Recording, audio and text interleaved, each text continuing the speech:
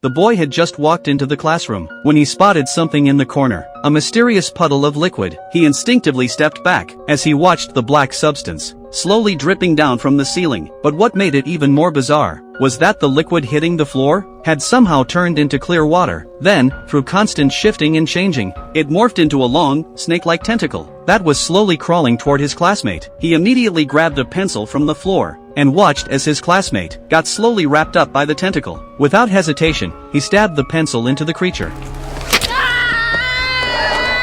Seeing his classmate bleeding profusely before him, he realized the terrible mistake he'd made, and instantly passed out. It turns out Max had suffered from a psychological disorder since childhood. Because of his strange behavior, by the time he was just 8 years old, he had already been adopted by 4 different families. Those kind-hearted adoptive parents would stay by Max's side constantly, for the sake of the child's mental health. But what they didn't know was that a mysterious and sinister force had been lurking within Max all along. It would seep through walls like liquid, and then, under Max's gaze, gradually form into flowing water, sprouting various tentacles that would attack any humans nearby. To help solve Max's psychological issues, Child Protective Services found a psychology professor, hoping he could help work through Max's mental problems. When the professor read Max's case file, he realized just how serious the situation was. The boy had been expelled from schools multiple times, not only showing extreme aggression, but had even been adopted by 4 different families. So he decided to take on this unusual patient. But the moment he first laid eyes on Max,